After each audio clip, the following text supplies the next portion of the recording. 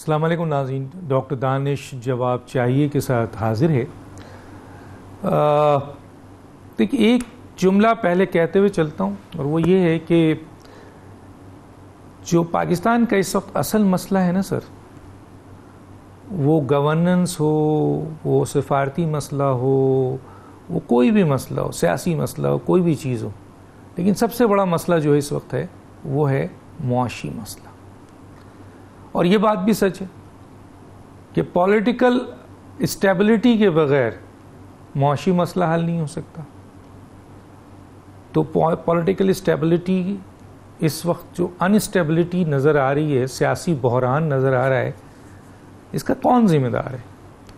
کیونکہ اگر یہ بحران رہے گا تو معاشی استحکام نہیں ہو سکتا۔ ابھی کل ہی کی بات لے لیجئے کہ کل عمران خان صاحب نے 25 مئی کو ایک لانگ مارچ رکھا، اور وہ لانگ مارچ حکومت نے اجازت نہیں دی، کیونکہ اس میں شیخ رشید صاحب اور خود ان کے کئی وزراء نے اسے خونی لانگ مارچ کہا، خودسوزی کی ترغیب دی، چلانے اور ملک بند کرنے اور پتہ نہیں کیا کچھ کہا۔ بہرحال وہ لانگ مارچ چلا اور لانگ مارچ آ گیا۔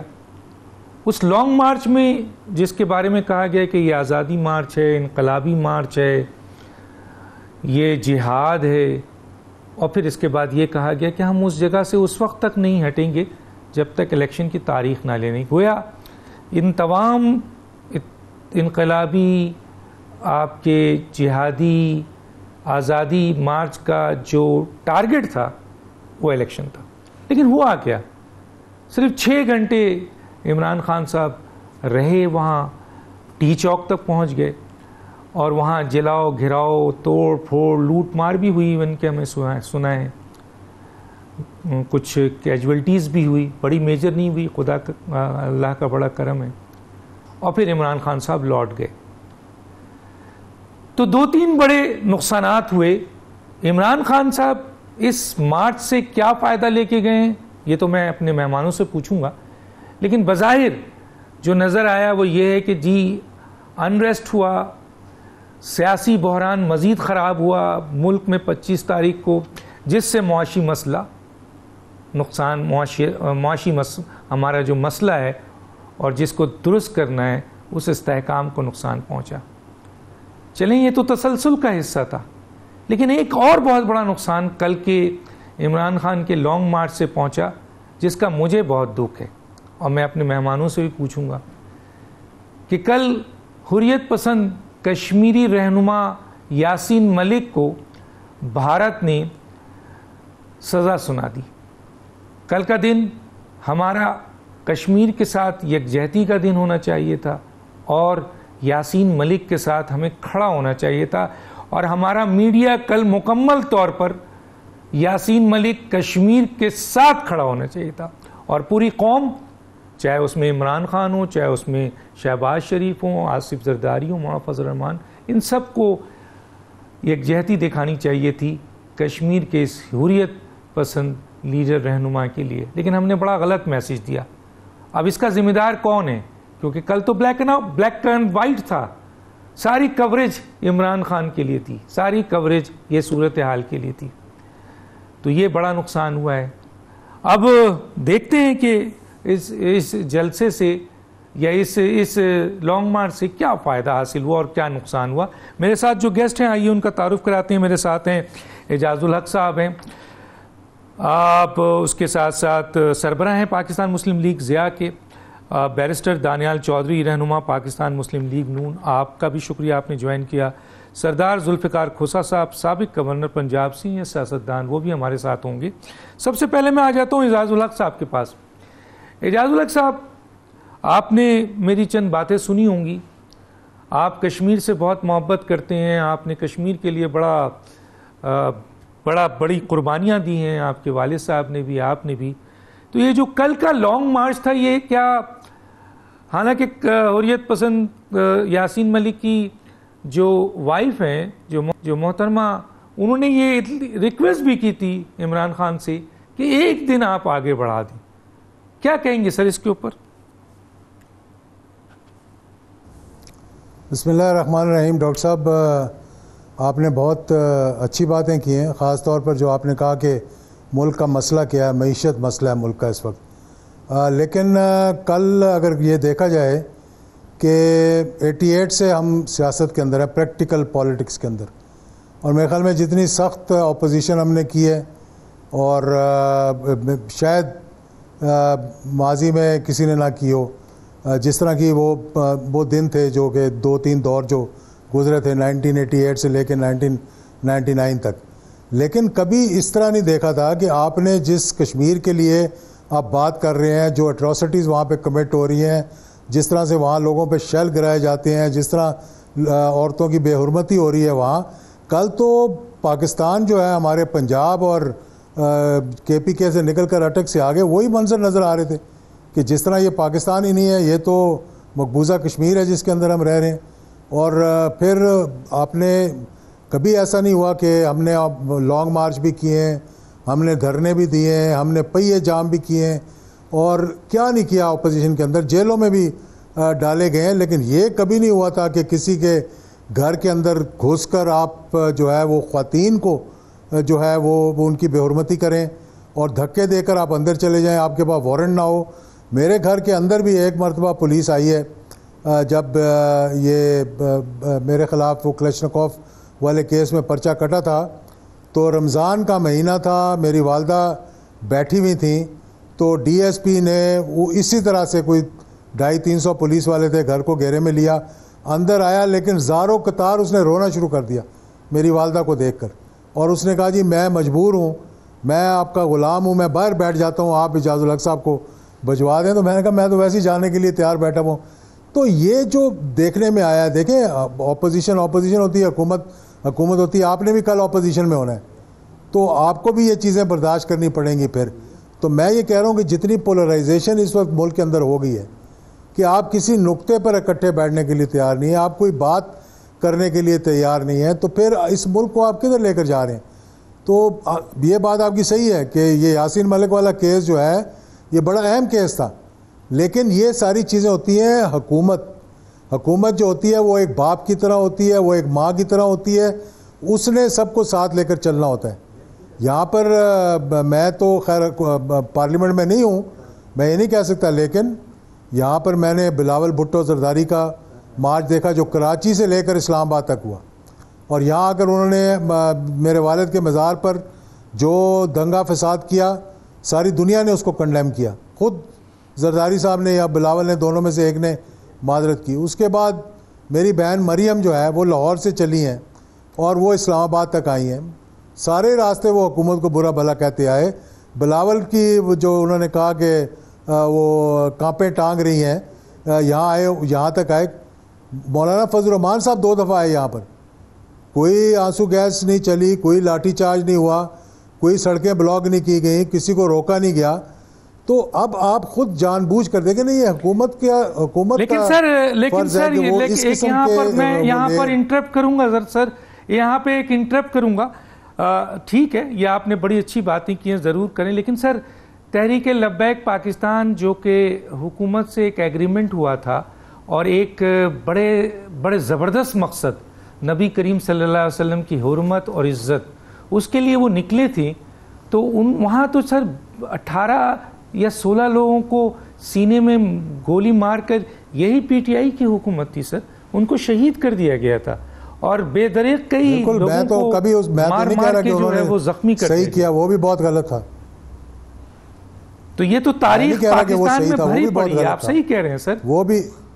جی سر تو سر میں یہ اس کا پوچھنا چاہ رہا ہوں، پرٹیکولرلی پوچھنا چاہ رہا ہوں کہ یہ جو بلیک اینڈ وائٹ ہوا ہمارے میڈیا میں، اور یہ جو ہم قوم کو ایک ساتھ جوڑ نہیں سکے اس موقع پہ جب بھارت نے اتنا بڑا ظلم کیا جو حریت یاسین ملک کا، تو اس کا صحیح قصوروار حکومت ہے یا اس کے صحیح قصوروار 25 تاریخ کو وہ لانگ مارچ جو عمران خان نے دیا تھا؟ اس پہ ذرا سا بتائیے سر۔ دیکھیں عمران خان نے تو ڈیٹ دی ہوئی تھی، ان کا یہ حق بنتا ہے کہ وہ ایک پرامن احتجاج کریں، لانگ مارچ کریں، آ کر یہاں پر بیٹھیں نہ بیٹھیں، یہ ان کی مرضی ہے۔ یہ حکومت کا کام تھا کہ وہ ان کے چلنے سے پہلے کشمیر کے مسئلے کو اس طرح اٹھاتے کہ ہو سکتا تھا ان کا لانگ مارچ جو ہے وہ دب جاتا. میں نے تو صرف ایک پرائم منسٹر کا, موجودہ پرائم منسٹر کا ایک چھوٹا سا ٹویٹ دیکھا, اس پہ ایک آدھا بیان ان کا آیا ہوگا.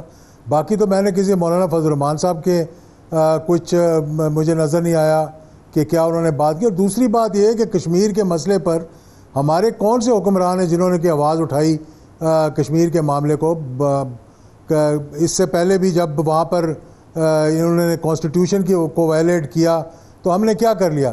اب تو سننے میں یہ آیا ہے کہ وہاں پر ہم اپنے تجارت کے جو ہمارے وہاں پہ کامرس منسٹر ہیں ان کو بھجوا رہے ہیں وہاں پر, اور کہہ رہے ہیں جی کہ تجارت شروع کی جائے ہندوستان کے ساتھ. اور جبکہ کشمیر میں آپ یاسین ملک صاحب کی بات کر رہے ہیں اور آپ دیگر وہاں پر جو اٹراسٹیز کمٹ ہو رہی ہیں, وہاں پر جو ریاستی دہشت گردی ہو رہی ہے اس کا آپ ذکر کر رہے ہیں.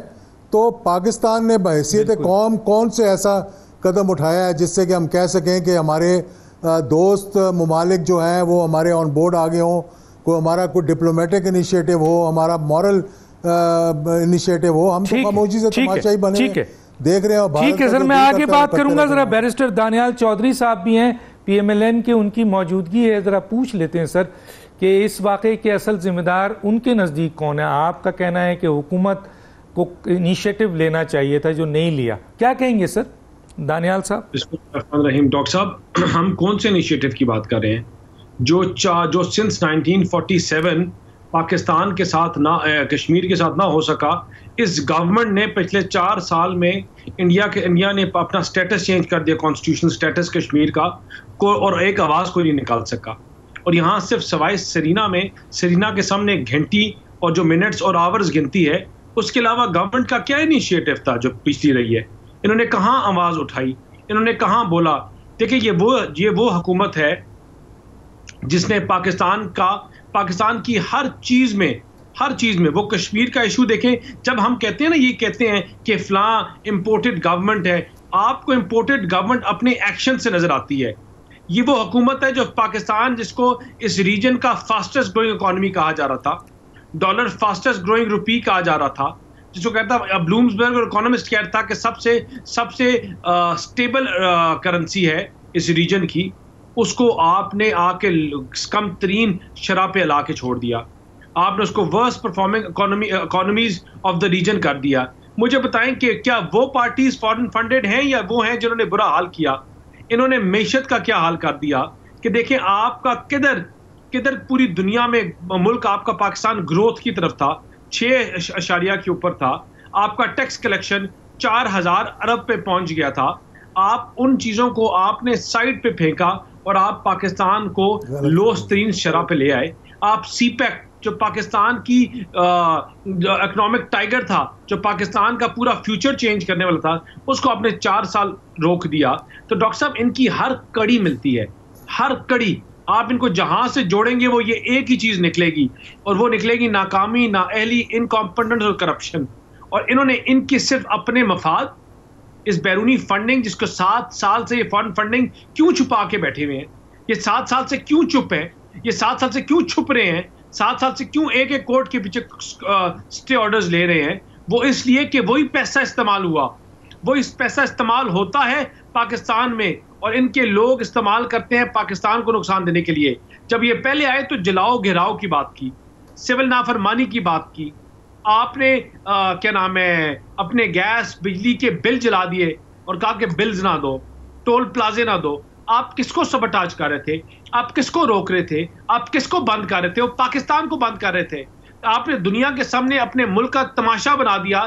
جب چائنیز پریزیڈنٹ آ رہا تھا اور آپ نے اٹھنے سے انکار کر دیا, آپ کی منتیں کی گئی کہ آپ 4 دن اپنا دھرنا لیٹ کر لیں, انہوں نے نہیں کیا. سپریم کورٹ کے اوپر جو جسٹس دیتا ہے اس کے اوپر ایک کپڑے لٹکاتے رہے. آپ کا پارلیمنٹ جو عوام کو ریلیف دیتا ہے, عوام کے لیے کام کرتا ہے, تو آپ کی 22 کروڑ عوام کے نمائندے ہیں, وہاں یہ اپنے کپڑے سکھاتے رہے اور کسی کو گھسنے نہیں دیا. تو مجھے بتائیں کہ یہ فنڈنگ, دانیال صاحب اعجاز الحق کا یہ موقف بھی ہے جو آپ جواب دیں اس کا, کہ وہ کہتے ہیں کہ ہم نے بھی اپوزیشن کی بہت سخت اپوزیشن کی ہے, لیکن آپ لوگوں نے جو ابھی ٹیئر گیس چلایا اور جو آپ لوگوں نے ظلم کیا, ان کا کہنا ہے عورتوں کو بھی نہیں چھوڑا, بچوں کو بھی نہیں چھوڑا, اس پر تھوڑا کمنٹس کریں آپ کہ ایسا کیوں کیا؟ ڈاکٹر صاحب انہوں نے, کیونکہ ڈاکٹر صاحب ہم نے کسی کے اوپر ظلم نہیں کیا, نہ کوئی لاٹھی چارج کی, نہ کوئی اور ہوا. آپ کے سامنے شاپر جو جس طرح لاہور میں ایک پولیس آفیسر کانسٹیبل کو شہید کیا گیا, ان کے پاس سے جو اسلحہ نکلتا گیا, ان کے پاس سے جو انہوں نے پلاننگ کی ہوئی تھی, دیکھیں یہ ان کو سپریم کورٹ سے انہوں نے کہا کہ ہم جا کے H8 کے پاس بیٹھیں گے, یہ ان کا تمام چیزوں کو اڑا کے جھوٹ بول کے یہ ڈی چوک کی طرف مڑے. انہوں نے آپ کے پوری بلو ایریا روڈ پہ چیزوں کو آگ لگائی, میٹرو سٹیشنز کو آگ لگائی, پولیس والوں کو مارا, ان کی گاڑیاں جلائی, سیولینز کی گاڑیاں جلائی. ڈاکٹر صاحب یہ آئے ہی جلاؤ گراؤ کے لیے تھے. ان کے اپنے منسٹرز کی سٹیٹمنٹس دیکھیں اور بتائیں کہ وہ کہاں کہتے ہیں کہ یہ پرتشدد احتجاج نہیں ہے. یہ تو کہہ رہے تھے جلاؤ گراؤ, ملک کو آگ لگا دو. دیکھیں جاز صاحب تو ہمارے سینئر ہیں, میرے بڑے ہیں, میں ان کو تو نہیں کہہ رہا, لیکن جو جماعت پاکستان تحریک انصاف ہے وہ کس کے لیے آئے تھے؟ عمران خان کا موٹیو کیا ہے کہ پاکستان اٹس آئیدر می اور پورا ملک بھاڑ میں جائے, اس ملک کو آگ لگا دو, اگر میں نہیں ہوں, میری کرسی نہیں ہے تو ختم کر دو. اس کی میں نے پاکستان کو آج یہاں پہنچایا. ڈاکٹر صاحب آپ اس پورے ریجن میں پاکستان سے کوئی ہاتھ ملانے کے لیے تیار نہیں تھا, عمران خان سے کوئی بات کرنے کے لیے نہیں تیار تھا. صرف ایک ریزن تھی, وہ تھی اس کی میں اتنی بڑی ہے کہ اس کے آگے پاکستان چھوٹا ہے, پاکستان کی عوام چھوٹی ہے, اس کے اپنے ورکر چھوٹے ہیں, جن کو یہاں ڈی چوک پہ چھوڑ کے خود پشاور چلا گیا, اور وہ بیچارے دھائیاں دے کے روتے رہے کہ ہمیں بتا کے تو جاتے, ہم سے بات تو کر کے جاتے, ہم تمہارے ساتھ آئے تھے. ڈاکٹر صاحب یہ آپ حکومت ہے, آپ ہاتھ رکھ دیں نا سر, آپ باپ ہیں سب کے, آپ سب پہ ہاتھ رکھ دیں. میں ذرا ذوالفقار کھوسہ صاحب کو بھی لے لوں, بڑے سینئر پولیٹیشنز ہیں, ان کی رائے بھی میں لے لوں. سردار ذوالفقار صاحب کھوسہ صاحب, میری آواز آ رہی ہے آپ کو؟ جی آ رہی ہے ڈاکٹر صاحب. اچھا سر, میں موجودہ صورتحال آپ دیکھ رہے ہیں, ماضی کی سیاست بھی دیکھی ہے, آج کی سیاست بھی دیکھی ہے, کل جو ہوا آپ نے وہ بھی دیکھا ہے. پاکستان اس وقت بہت برے حالات سے گزر رہا ہے, لیکن اپوزیشن کا رول آپ دیکھ رہے ہیں. اس وقت عمران خان اپوزیشن ہے اور حکومت میں ایک اتحادی جماعت ہے. کیسے دیکھتے ہیں سر اس کو؟ ایک سمپل جو میرا اس پہ کامنٹ ہوگا یہ تو ہے کہ آپ نے خود کہا کہ میں ایک عرصے سے اسمبلی میں چلا آ رہا ہوں. پہلی دفعہ میں 62 میں الیکٹ ہوا تھا اور پھر 18 میں الیکٹ ہوا. اس قسم کا ماحول میں نے کبھی بھی اسمبلی میں نہیں دیکھا. ہاں سیاسی اختلاف ہوتے رہے ہیں ایک دوسرے کے خلاف, فلور آف دا ہاؤس پہ چاہے پروونشل اسمبلیز تھی یا نیشنل اسمبلی تھی, وہاں اعتراضات ہوا کرتے تھے, الزام لگایا جایا کرتا تھا, نااہلی کی باتیں ہوتی تھی وغیرہ وغیرہ, لیکن یہ گالی گلوچ کبھی بھی نہیں ہوا تھا. یہ پچھلے ٹینیور سے جو گالی گلوچ شروع ہوا ہے, دونوں جماعتوں نے اپنے اپنے پہلوان تیار کر رکھے تھے, وہ اسمبلیوں میں بھی اور میڈیا کے سامنے بھی اپوزیشن کو برا بھلا اور گالی گلوچ تک نکالتے تھے, اور وہ والے گورنمنٹ کو اسمبلی فلور پہ بھی اور میڈیا. اس نے سارے ماحول کو بگاڑ دیا.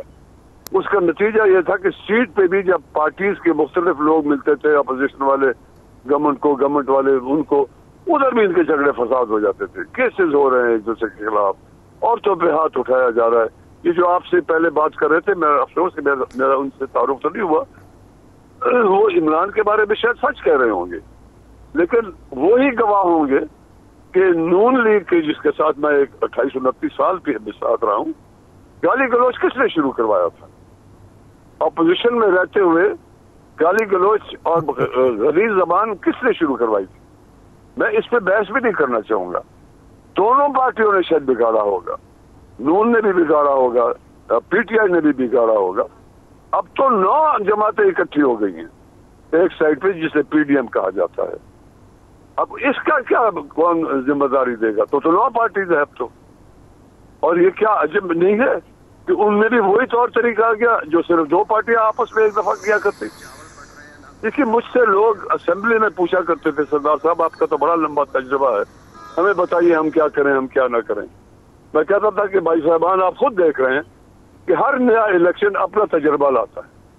جو میرے تجربے تھے کہ ایک سینٹی ہوتی تھی, ایک احترام ہوتا تھا ایک دوسرے کا, اگر تقریبیں ہوا کرتی تھی تو اس میں بھی پرسنل اٹیکس نہیں ہوا کرتے تھے, پولیٹیکل کرٹیسزم ایک دوسرے کی جماعت سے ہوتا تھا کہ اس میں یہ کمزوری ہے حکومت میں, کوئی ڈیولپمنٹ کی بات کرتا تھا, کوئی ملازمتوں کی وغیرہ وغیرہ, لیکن پرسنل اٹیکس نہیں ہوا کرتے تھے. اب تو اسمبلی کا ایک فورم بن گیا جہاں ایک دوسرے کی پرسنل اٹیکس ہم نے سنانے ہیں ایک دوسرے کو. تو یہ جو بات کر رہے تھے کہ اکرام نے یہ نام اس نے سوری عمران خان نے یہ کیا وہ کیا، یہ دونوں جماعتوں کا ایک ہی اثر رویہ رہا ہے ایک دوسرے کے خلاف. نہ میں ان کو کنٹرول کرتا ہوں نہ میں ان کو کنٹرول کرتا ہوں.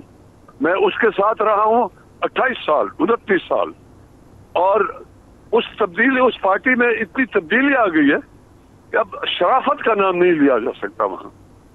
اب یہ جو موجودہ صورتحال ہے یہ انہی ذاتی اختلافات پہ، پولیٹیکل جو ایجنڈا ہو کسی کا، کوئی کمزوری ہو، کوئی طاقت کا پوائنٹ، اسٹرانگ پوائنٹ ہو، اس میں بات نہیں ہو رہی ہوتی.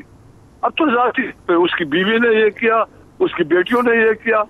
یہ میں نے کبھی نہیں سنا اتنی لمبی ٹینیور آف اسمبلیز میں نے کبھی نہیں سنا. ٹھیک، اب تو یہ سننے میں آتا ہے. ٹھیک ہے، میں سر ابھی چھوٹا سا بریک لوں گا.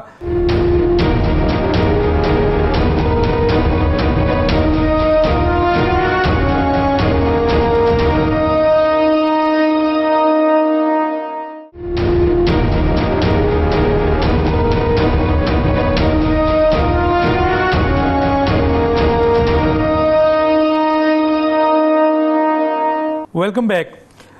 میں اعجاز الحق صاحب، اس وقت پاکستان سب سے اہم ہے سر، اور اس وقت سب سے بڑا مسئلہ پاکستان کے لیے جو ہے وہ معاشی مسئلہ ہے. اگر یہ معاشی مسئلہ مزید تباہ ہوا تو لوگ تو اشارہ کر رہے ہیں کہ ہم سری لنکا کی طرف چلے جائیں گے.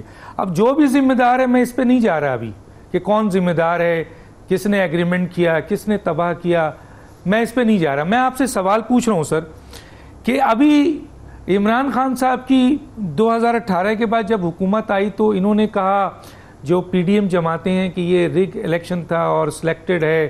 بہرحال انہوں نے ایکسیپٹ کیا اور ان کو موقع دیا 4 سال. اس کے بعد ایک آئینی طریقے سے ایک حکومت تبدیل ہوئی جو کہ آئین کا حصہ ہے، 95 آرٹیکل.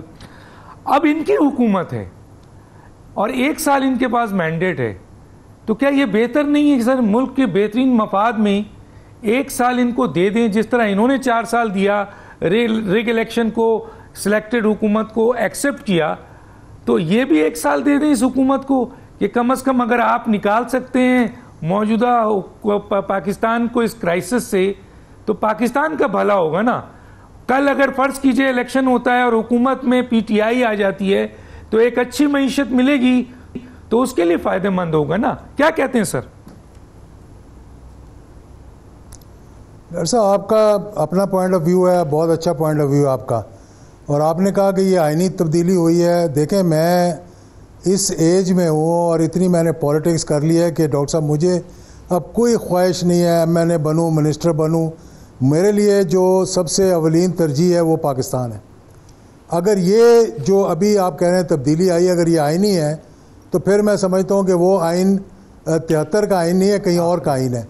اب پہلی بات تو یہ کہ جو آپ نے دیکھا اسلام آباد کے اندر اور سندھ ہاؤس کے اندر جو کچھ ہوتا رہا، پھر جس طریقے سے یہ الیکشن کروایا گیا، جس طریقے سے اسمبلی کو چلایا گیا، اور پھر خاص طور پر پنجاب میں جہاں پر کہ آپ نے پولیس کو بلا کر، مطلب یہ تو کل جو اٹراسٹیز ہوئی ہیں وہ اپنی جگہ، لیکن بدترین دن وہ تھا پاکستان کی جمہوری تاریخ کا، جس دن کے پولیس جو ہے اور یہ ٹیررسٹ فورس اور پیراملٹری فورسز جو ہیں وہ پارلیمنٹ کے اندر پنجاب میں چلی گئیں اور اسپیکر کو بھی مارا گیا اور لوگوں کو بھی دھکے دیے گئے، اپوزیشن کو باہر نکال دیا گیا، اور گیلری میں کھڑے ہو کر کوئی رول نہیں لیا، کوئی ایک طریقہ کار نہیں آئینی طور پہ اپنایا گیا. اور آپ نے اٹھا کر ہمارے چھوٹے بھائی کو یا بیٹے کو کہہ لیں، آپ اٹھا کے وزیر اعلیٰ بنا دیا جو آج تک کابینہ نہیں بنا سکے. یعنی کہ آپ مجھے بتائیں کہ جب باہر کے لوگ دیکھتے ہیں کہ اس ملک کے اندر کیا ہو رہا ہے، کیا کوئی سٹیبلٹی ہے، پوری حکومت اٹھ کے لڑنے جاتی ہے پوچھنے کے لیے. میں تو یہ کہوں گا، دیکھیں پنجاب میں ان کی حکومت ہے ماشاءاللہ، مرکز میں ان کی حکومت ہے، سندھ میں ان کی حکومت ہے، اور بلوچستان میں بھی اگر وہ 4 لوگ آگے پیچھے نہ ہوئے تو وہ بھی انہی کی حکومت ہے سوائے کے پی کے. تو آپ کو چاہیے کہ آپ جو لیڈرشپ آپ کی ہے، جس سے آپ ہر چیز پوچھ کر رہے ہیں، ان کو واپس بلائیں پاکستان. ان کو کہیں، ان کی منت کریں، آپ یہاں آ جائیں، اور جن کے ساتھ آپ کے تعلقات ہیں ان سے پوچھیں کہ جی آپ ہمیں آرام سے حکومت کرنے دیں گے کہ نہیں کرنے دیں گے. آج آپ دیکھیں باہر نکل کر میرا بھائی دانیال بیٹھا ہوا ہے, وہ سن رہے ہیں. میں ابھی اسلام آباد سے آیا ہوں ڈاکٹر صاحب آپ کے پروگرام کے لیے. آپ یقین کریں کہ 2-2 کلومیٹر لمبی لائنیں پیٹرول سٹیشنز کے باہر لگی ہوئی ہیں. لوگ دھکے دے رہے ہیں ایک دوسرے کو پیٹرول لینے کے لیے, جیسے کہ کوئی سونا بانٹ رہا ہو وہاں پر. تو یہ اس طرح سے حکومتیں چلتی ہیں. باہر سے آپ کو کیوں کوئی آپ کو پیسے دے گا, وہ دیکھے گا. یہ تو پی ٹی آئی حکومت کی ایگریمنٹ ہے جو 2021 میں ہوا ہے آئی ایم ایف سے, اس کا اثر ہے سر. یہ تو پی ٹی آئی حکومت کا سر, یہ تو ابھی 100 دن بھی نہیں ہوئے. جس کا بھی اثر ہو, جس کا بھی اثر ہو, دیکھیں میں کوئی لو لاس نہیں ہے کسی کے لیے. میں بات کر رہا ہوں جو پاکستان کی بات ہے. یہ ابھی میرے بھائی دانیال نے فگرز دی ہیں کہ ہم ایشین ٹائیگر بن گئے تھے اور ہم نے بہت کمال کر لیا تھا. مفتاح اسماعیل صاحب سے پوچھ لیں کہ بھئی کیا growth, G D P growth کیا تھی جب یہ حکومت ہٹائی گئی؟ اس وقت ٹیکس کلیکشن کیا تھی؟ میں فگرز نہیں دینا چاہتا. آپ کی ریمیٹنسز کہاں پہ تھیں؟ آپ کی ٹیکسٹائل کی ایکسپورٹ کہاں پہ تھی؟ آپ کا مسئلہ کہاں پہ تھا جو آپ کو رجیم چینج کرنا پڑا؟ آپ کا کہاں پہ مسئلہ تھا کہ آپ کو مراسلے باہر سے منگوانے پڑے؟ اور کون کروا رہا تھا یہ سب, وہ بھی مجھے پتہ ہے. تو اس لیے یہ باتیں کرنے کے بجائے ہمیں یہ دیکھنا چاہیے کہ موجودہ جس کیش 22 کی پوزیشن میں ہم پہنچ گئے ہیں, اس سے ہم نے ملک کو باہر کیسے نکالنا ہے. اس میں کیا جوڈیشری کو کردار ادا کرنا پڑے گا؟ یہی تو میرا سوال تھا آپ سے سر, یہی سوال میرا تھا کہ کیا اس موجودہ حکومت کو 1 سال اگر دے دیا جائے, 1 سال دے دیا جائے ملک, اگر یہ ان کو یہ ٹارگٹ ملا ہے تو 1 سال ان کو بھی دے دیں. 1 سال ان کو بھی دینے میں کیا ہے سر؟ یہ حکومت, میں تو کہہ رہا ہوں, میں خان صاحب کو کہوں گا کہ کوئی لانگ مارچ کی ضرورت ہی نہیں ہے. یہ حکومت تو خود ہی گر جائے گی, کیونکہ یہ تو فیصلے کرنے کے قابل ہی نہیں ہے. یہ کبھی زرداری صاحب کو پوچھنا پڑتا ہے, کبھی مولانا صاحب کو پوچھنا پڑتا ہے, پھر آخر میں لندن جانا پڑتا ہے ان کو. میں ان کو برا بھلا نہیں کہہ رہا, میں کہہ رہا ہوں کہ ملک کو کہاں لے کر جا رہے ہیں آپ. بیٹھ کر بات کریں, آپ سب کے ساتھ بات کریں. خان صاحب کو بھی بلائیں, اگر نہیں سنتے آپ کی بات تو آپ چیف جسٹس کو آپ کہیں کہ جناب ہم سب کو بلا کر بٹھائیں, کوئی راستہ نکالیں اس ملک کے لیے. ہم نے تو چیف جسٹس کا کام نہیں ہے سر, خدا کے لیے سر. عدالتوں کو کیوں گھسیٹ رہے ہیں سر؟ انتظامی معاملات میں عدالتوں وہی کریں گی, عدالتیں کریں گی. میری آج بات ڈاکٹر صاحب, میری بات نوٹ کر لیں, میری بات نوٹ کر لیں. ان کے جو تبادلے بند کیے ہیں عدالتوں نے کیے ہیں, لیکن جب آپ کسی اور کی بات ہی نہیں سنتے سوائے ڈنڈے کے, جب آپ کو پتا ہے کہ آپ کنٹیمپٹ میں جائیں گے تو آپ فوراً کھڑے ہو جاتے ہیں. جب آپ کو پتہ لگے کہ ڈنڈا آپ نکالیں نا سر, آپ نکالیں نا ڈنڈا. آخری بات میری سن, اگر 200 لوگ نہیں نکلے تھے, اگر 200 لوگ نہیں نکلے تھے تو 20 کروڑ روپے کی آنسو گیس کیوں چلا دی اس ملک کے اندر؟ مجھے بتائیں آپ. چلیں سر, بہت بڑی بات کر دی. میں دانیال صاحب سے پوچھتا ہوں, یہ سوال آپ نے بہت سارے سوالات اٹھا دیے. جی دانیال صاحب کیا کہتے ہیں؟ سر ڈاکٹر صاحب, پہلے تو میں کہوں کہ دیکھیں اجاز صاحب غلط کہہ رہے ہیں, ٹھیک کہہ رہے ہیں. میرے لیے تو میں اس سے تو ڈس ایگری کر ہی نہیں سکتا, میرے بڑے ہیں جو انہوں نے کہہ دیا بالکل ٹھیک. میں پی ٹی آئی گورنمنٹ کی پالیسیز کی بات کرتا ہوں. دیکھیں انہوں نے ملک کے ساتھ کیا کیا اور انہوں نے کیا حال کیا. کل جو پاکستان کے ساتھ یہ کر رہے تھے, یہ کس, مجھے بات بتائیں نا, ان کے پاس ڈاکٹر صاحب ایسی کیا چیز ہے کہ جو 4 سال انہوں نے نہیں کیا اور اب کر سکتے ہیں؟ وہ 300 اکانومسٹ کدھر ہیں جنہوں نے پاکستان کی تقدیر بدلنی تھی؟ وہ لوگ ان کو ڈھونڈتے رہے جنہوں نے گورنر ہاؤسز میں یونیورسٹیاں بنانی تھی. لوگ ڈھونڈتے رہے پرائم منسٹر ہاؤسز میں جہاں کالجز بننے تھے. لوگ ڈھونڈتے رہے 50 کروڑ نوکریوں والے اکانومسٹ جنہوں نے 50 لاکھ نوکریاں دینی تھی اور 1 کروڑ گھر دینے تھے. یہ عمران خان کی پالیسیز ہیں. اس کو عمران خان اور پاکستان تحریک انصاف کے جو لوگ ہیں انہوں نے جھوٹے وعدے کر کے ان کو آگے لے کے آئے اور لوگوں کو گمراہ کر کے آگے لے کے آئے. کہ کل جو عمران خان نے کیا, مجھے بتائیں کہ آپ جو لوگوں کو نکال کے لے کے آئے تھے ساتھ, کس سلوگن کے اوپر بھائی؟ یہ 15 دن پرانی حکومت ہے, 20 دن اس کو آئے ہوئے ہوئے ہیں. آج فیول پرائسز جو ہے وہ ہماری وجہ سے نہیں, یہ وہی پیسے ہیں, یہ وہی نیگوشیشنز ہیں جو 3 ارب روپے, جس پہ سے ہم چیخ رہے ہیں ڈاکٹر صاحب کہ 3 ارب کے اوپر وجہ سے 3 ارب کے لیے پورے ملک کو بیچ کے آ گئے ہیں. پاکستان کی روڈز, پاکستان کا انفراسٹرکچر یہ گروی رکھوا کے آ گیا ہے. اور آج آئی ایم ایف کی پالیسیز یہ ہے کہ اگر آپ یہ نہیں کریں گے تو آپ کو ہم آپ کے ساتھ آگے چلنے نہیں دیں گے, ہم آپ کے ہاتھ پاؤں باندھ دیں گے. یہ ہم پاکستان کی عوام کو بچا رہے ہیں اور انشاءاللہ آپ ہمیں حکومت تو کرنے دیں بھائی. ہم وہ حکومت ہے جنہوں نے ماضی میں ڈیلیور کیا ہے. اور یہاں بات کرتے دیکھیں, ہم نے مساق جمہوریت کی. مساق جمہوریت ہم نے سائن اس لیے کیا تھا کہ ہم نے بھی ماضی میں اپنی غلطیوں سے سیکھا اور جماعتوں نے بھی. لیکن پاکستان تحریک انصاف کا جو 4 سال رویہ تھا، جب ہم نے چارٹر آف اکانومی پیش کی تو انہوں نے کہا ہم ان سے بات کرنے کے لیے تیار نہیں ہیں. انہوں نے کہا مودی اور انڈیا سے بات کرنے کے لیے تیار ہیں، ہم اپوزیشن سے بات کرنے کے لیے تیار نہیں ہیں. انہوں نے کہا کہ ہم ملک کو جلاؤ اور گراؤ کی سیاست کرنا ہمیں قبول ہے، لیکن اپوزیشن کے ساتھ بیٹھنا قبول نہیں ہے.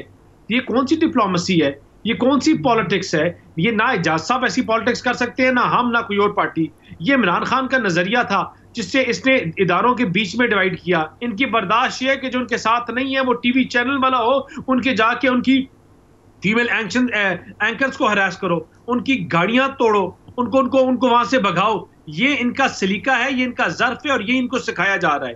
دیکھیں آج جو پاکستان کا حال ہے اس کے سوائے عمران خان کے اور ان کے تحریک انصاف کے جو کچھ چور لیڈرز ہیں، ان کے علاوہ کوئی ذمہ دار نہیں ہے جنہوں نے اپنے ملک کے ساتھ جو غداری کی ہے، اپنے ملک کا نقصان کیا ہے. میں یہ نہیں کہتا کہ 100 دن کی ہماری پالیسیز اچھی ہیں غلط ہیں، لیکن ہمیں ٹائم دے.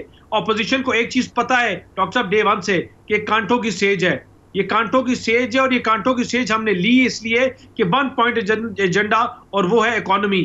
کہ آج پاکستان کے اداروں کی فوجان کی تنخواہ جو ہم قرض لے کے دے رہے ہیں، آج اپنے گورنمنٹ کی اور اداروں کی تنخواہ ہم قرض لے کے دے رہے ہیں. غریب بندہ ہاتھ اٹھا کے دھائیاں دے کے بدوائیں دے رہا ہے کہ نہ اس کو کوئی انکریمنٹس ہیں، نہ کہیں سے اس کو تنخواہ میں اضافہ ہے، اور وہ کیسے اس مہنگائی کو فیس کرے. ایکسٹرنل ڈیٹ جو آپ کا وہ 160 بلین پہ چلا گیا ہے. ٹیکس کلیکشن آپ سے نہیں ہو رہی، وہ اس لیے نہیں ہو رہی کیونکہ بزنس مین کو آپ کے اوپر اعتبار نہیں ہے. اس کو پتا ہے کہ ایک تھوڑا سا پیسہ دے گا آپ اس کو چابی دینے شروع ہو جائیں گے. یہاں ہر بندہ بزدار پنجاب میں اور پوری ٹیم پیسوں کے پیچھے پڑی ہوئی تھی. اتنا سا کام تھا تو آپ سے 10 کروڑ روپیہ لیا جا رہا تھا. کرپشن پرائس انڈیکس اٹھائیں آپ، 117 سے 124 نمبر ممالک کرپٹ ملک میں چلے گئے ہیں، ملکوں میں چلے گئے ہیں. وہ اس لیے کیونکہ ہر چیز پیسے لے کے کرپشن کے ساتھ چل رہی تھی. لیکن پھر بھی ڈیموکریسی میں ٹھیک ہے. میں ذوالفقار کھوسا صاحب کی طرف آؤں گا. ذوالفقار کھوسا صاحب میری آواز آ رہی ہے سر؟ امید کرتے ہیں کہ یہ حکومت بھی اپنا دل بڑا کرے گی اور اسی طرح چلے گی، اور جس طرح لوگوں سے دھوکے دے کے لوگوں سے. ذوالفقار کھوسا صاحب میں ذرا سا آپ سے ایک سوال کرنا چاہتا ہوں کہ یہ جو 6 گھنٹے کا یہ جو ان کا لانگ مارچ تھا جس کے لیے یہ آئے تھے اور اس میں بہت کچھ ہوا، اس کے ان کا وہ کوئی مقاصد حاصل کر کے گئے؟ حالانکہ انہوں نے جو نعرہ لگایا تھا کہ انقلابی مارچ ہے، یہ آزادی کا مارچ ہے، یہ جہاد ہے، یہ تو کیا 6 گھنٹے ڈی چوک پہ ٹھہر کے جہاں پہ بڑی بدمزگی بھی ہوئی واپس چلے گئے، تو کیا انہوں نے کوئی اپنا مقاصد حاصل کیا؟ ایک تو یہ ہے. دوسرا یہ کہ 4 سال اب میں آپ کا سوال سمجھ گیا ہوں سب کے سامنے. ہاں یہ تو ٹھیک کہہ رہے ہیں، انہوں نے نعرے تو یہی تھے ان کے کہ آزادی کا مارچ ہے اور یہ ہماری غلامی سے نکلنے وغیرہ وغیرہ وغیرہ، اور وہ آئے بڑے جوش جذبے کے ساتھ تھے، لیکن پھر وہ یکدم ختم ہو گیا. لیکن اس میں جو اب باتیں نکل رہی ہیں وہ ان کے اسپیکر صاحب بھی بول رہے ہیں، سردار ایاز صادق صاحب، ان کی طرف سے جو معاہدہ ہوا تھا سپریم کورٹ کی ہدایت پہ کہ دونوں گروپس بیٹھے اور باتیں کریں آپس میں، تو وہ باتوں کرنے کے لیے وہاں گئے تھے. تو کوئی میسیجز گئے ہیں، اگر ان کی ملاقات ڈائریکٹلی ہوئی نہیں ہے چیف الیکشن کمشنر کے دفتر میں، لیکن ان پہ میسیجز آپس میں گئے ہیں. کوئی پیغام پی ڈی ایم کی طرف سے پی ٹی آئی کو اور ان کی طرف سے ان کی طرف یہ پیغام گئے ہیں. اب یہ ہماری ہیر سے کی بات ہے، میرے پاس اس کا کوئی ثبوت نہیں ہے، کچھ نہیں ہے، لیکن اس کی دلیل یوں لگتی ہے کہ وہ ٹھیک ہی کہہ رہے ہوں گے کہ وہ جو ان کا دعویٰ تھا کہ جب تک الیکشن کی ڈیٹ کا اعلان نہیں ہوگا ہم یہاں سے اٹھیں گے نہیں، تو وہ ختم ہو گیا. وہ بیٹھنے بھی نہیں آئے، واپس چلے گئے. اس سے ہم عام آدمی جس کو اندر کے حالات کا علم نہیں ہے، اس کے پاس وہ وسائل نہیں ہے کہ وہ دیکھے کیا ہو رہا ہے اندر سے. کوئی بات ان کی آپس میں ہوئی ہے جس پہ وہ عمران خان اور ان کی پارٹی کا جو وہاں دھرنا دینا تھا ڈی بلاک میں یا جہاں بھی ان کو اجازت ملی تھی وہاں سے وہ واپس چلے گئے ہیں. اس سے پہلے آپ کے ساتھ بول رہے تھے اعجاز الحق صاحب، ان کی باتوں میں آپ دیکھیں کتنا وزن کتنا ہے. اب 4 سال کی عمران کی بات تو ہو رہی ہے. ایک خاندان کو تقریباً 32-33 سال ملے اقتدار میں رہتے ہوئے، کہ انہی کے خاندان کا ایک فرد یہ کہتا کہ ہمارا حکمران خاندان، یہ اپنے خاندان پہ وہ خود یہ لقب استعمال کرتے ہیں، ہمارا حکمران خاندان. وہ 32 سال میں کیا ہوا پاکستان کے لیے؟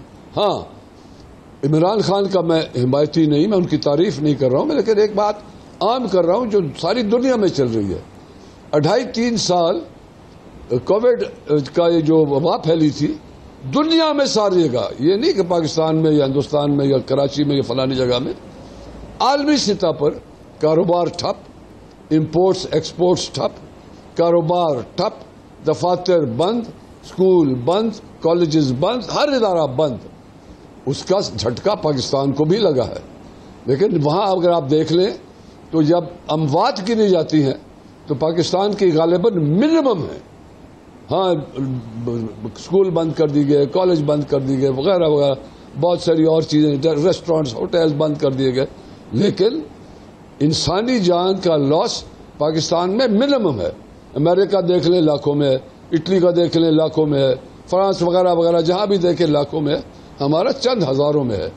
اس کے اثرات ہماری اکنامک پالیسی. WHO معذرت کے ساتھ یہاں انٹرپٹ کروں گا، WHO نے ایک رپورٹ دی تھی، انہوں نے یہ کہا تھا کہ جی پاکستان نے جو اموات ہے وہ چھپائی ہیں، صحیح تعداد نہیں دی ہے. اور میں کیونکہ خود بھی ایک ڈاکٹر ہوں اور بڑے اہم ترین انسٹیٹیوشن میں 5 بڑے اسپتال کا ڈائریکٹر رہا ہوں، تو میرے بڑے دوست ہیں سر مختلف جگہوں پہ میڈیکل کے، انہوں نے کہا کہ جی بالکل یہ بات صحیح ہے کہ بہت ساری اموات کو پاکستان نے چھپائی ہے. اور WHO نے تو باضابطہ اس کے اوپر اسٹیٹمنٹ دی ہے کہ پاکستان میں اموات کو چھپائی گئی ہے. یہاں تو یہ ہوتا تھا سر کہ کوئی آدمی جو ہے وہ کووڈ سے مرتا تھا تو اس کو دل کا، اور دل کا مرتا تھا تو کووڈ. تو میں یہ چیز آپ کی سامنے لانا چاہ رہا تھا کہ انہوں نے بہت ساری اموات کو چھپائی ہیں. ڈاکٹر صاحب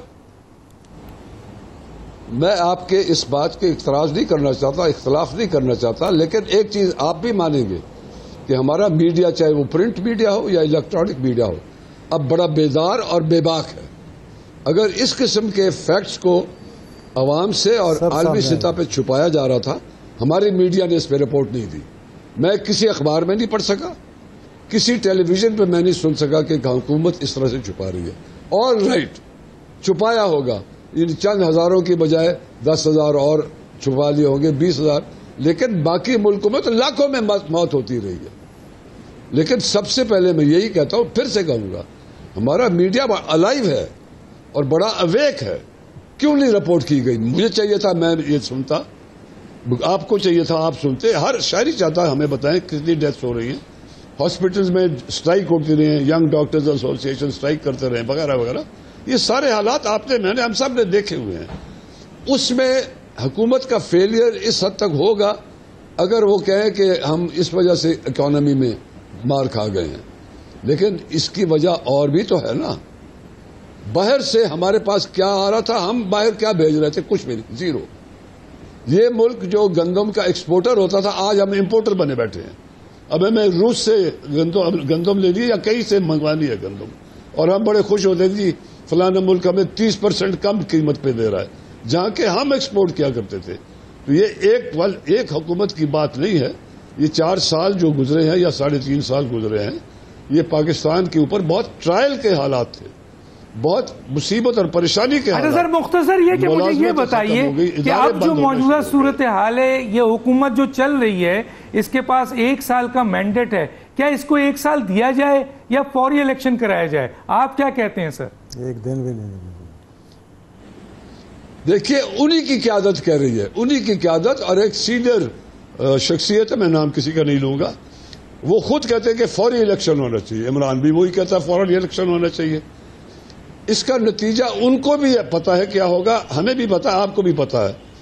ایک شخص کہتا ہے فوری ہونا چاہیے، دوسرا شخص اس دوسری جماعت سے کہتا ہے فوری ہونا چاہیے. اختلاف کہاں ہے؟ اگر پی ڈی پی کا جو ایک صدر ہے وہ بھی کہتا ہے فوراً ہونا چاہیے، وہ آپ سمجھتے ہیں کون؟ تو کس کو ہم مانے کس کو نہ مانے؟ ایک انٹرسٹڈ پارٹی ہے، وہ کہتی ہے نہیں ہم 1.5 سال پورا کریں گے. وہ ایک پارٹی ہے پی ڈی ایم کی. باقی جو ان کے سینئر قیادت جو صدر ہیں ان کے، وہ بھی کہتے ہیں فوراً الیکشن ہونا چاہیے. ان کی ایک نائب صدر ہے مسلم لیگ کی جو میجر جماعت ہے پی ڈی ایم کے اتحاد کی میجر جماعت. آخری بالکل پوائنٹ دوں گا میں آپ کا کہ آپ کیا کہتے ہیں سر، یہ 1 سال ان کو ملنا چاہیے سر یا نہیں ملنا چاہیے؟ دیکھیے وہ خود کہتے ہیں کہ ہم 1 سال میں کیا تبدیلی لا سکے. ان کی جماعت کہہ رہی ہے ان کے جو ماہرین ہیں سر وہ تو کہہ رہے ہیں کہ ہم اپنی مدت پوری کریں گے، وہ تو کہہ رہے ہیں سر. آپ کیا کہتے ہیں سر؟ آخری جملہ، میں بریک میں جاؤں گا، کہ آپ کیا کہتے ہیں سر؟ 1 سال ملنا چاہیے؟ میں نہیں سمجھتا کہ 1 سال میں یہ کوئی تبدیلی لا سکیں گے، وہ خود بھی یہی کہہ رہے ہیں. اور میں ٹھیک ہے سر، میں تھوڑا سا بریک میں جاؤں گا. ناظرین پہ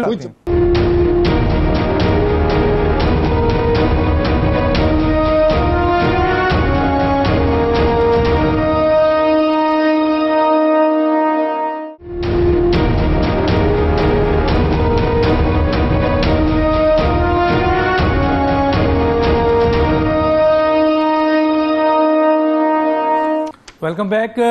میں جناب اعجاز الحق صاحب، بالکل میرے پاس 3 منٹ ہے، میں 1 منٹ سب کو دوں گا.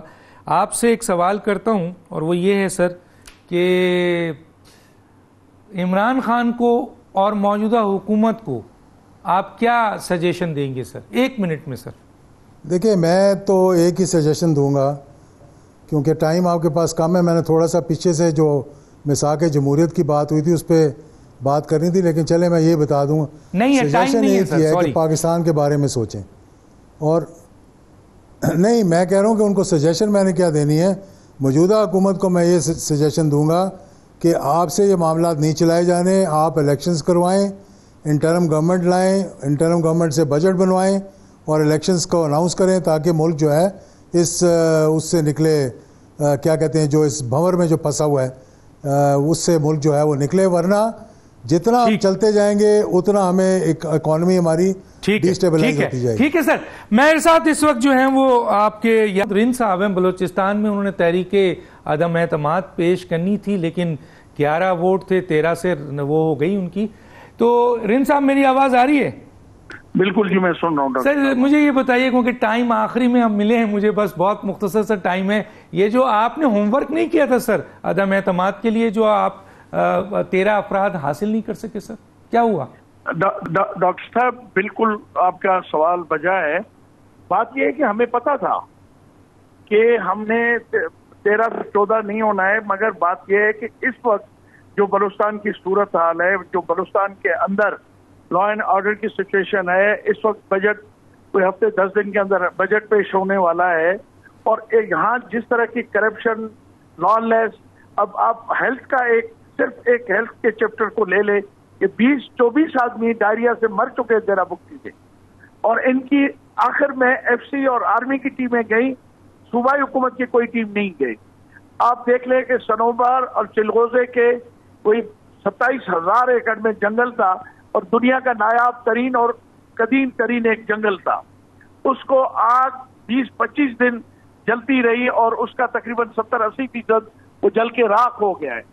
اس کے باوجود اس کو نہیں بجھایا جا سکا، جب تک کوئی 20-25 دن کے بعد ایران سے ایک وہاں سے پلین آیا اور اس نے اس کو آگ کو بجھایا. یہ صورتحال ہے صوبے کی.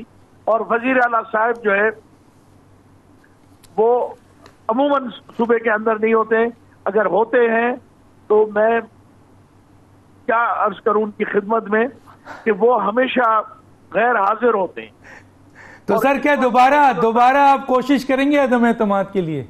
جی بالکل کرتے رہیں گے جب تک ہمیں کامیابی نہیں ملے گی. بہت شکریہ سر. کسی اسٹیج پہ آپ سے تفصیل سے بات کریں گے. ڈاکٹر دانش کو اجازت دیجیے. اللہ حافظ.